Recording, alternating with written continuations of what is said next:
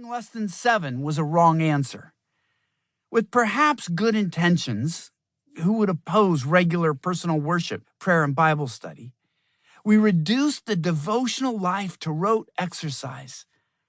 A.W. Tozer warned us about this, quote, "The whole transaction of religious conversion has been made mechanical and spiritless.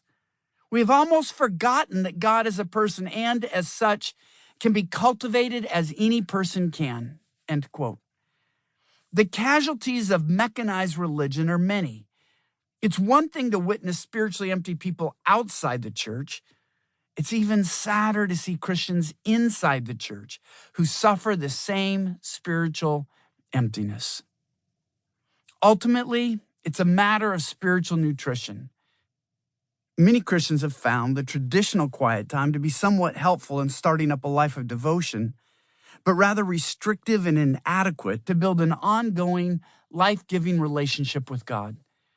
Since the quiet time is all that was taught, many have simply let the quiet time lapse without finding a substitute, having never been taught any other way to feed themselves spiritually. They thus live on a starvation diet, and then are surprised that they always seem so hungry. Others have labored on, but admit that the routine of their devotions has made them seem more like an obligation than a delight. This is because helpful, even delightful routines can grow stale over time. There are certain foods I really like, but I don't want to eat them every day.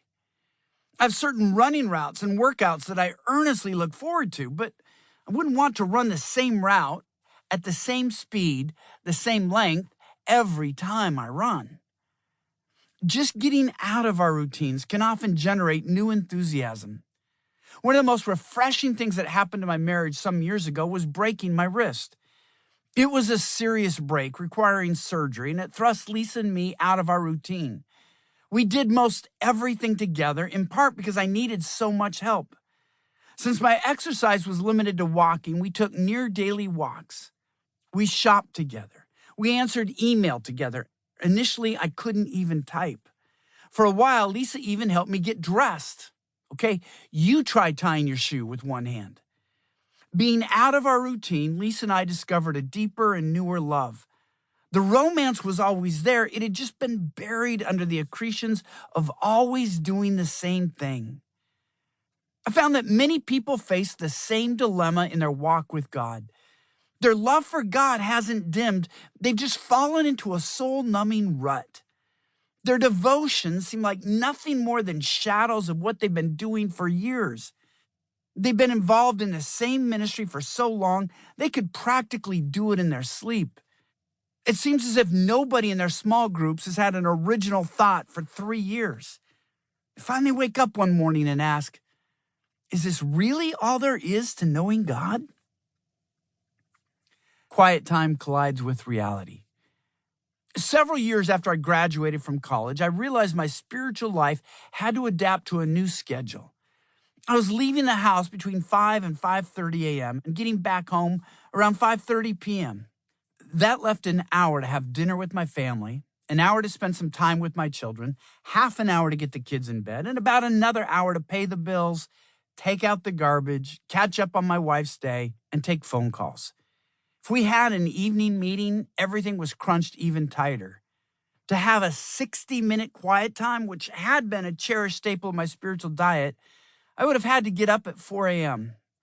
I was able to fit in some daily Bible reading before I left the house and a time of prayer during my morning commute, but I felt I was cheating. Vacations and weekends offered the opportunity to resume this discipline, but the work week demanded something else. This struggle to find a new spiritual prescription became a great blessing because I began to find new ways to nurture my soul. Perhaps the primary lesson I learned was that certain parts of me are never touched by a standardized quiet time. My discipline of quiet times was and is helpful. However, I came to realize it wasn't sufficient. Other parts of my spiritual being lay dormant. I also began to realize other people shared my frustration. For some people, the formulaic quiet time seems too cerebral. Others simply grow bored sitting at a desk alone in a room, just reading and thinking.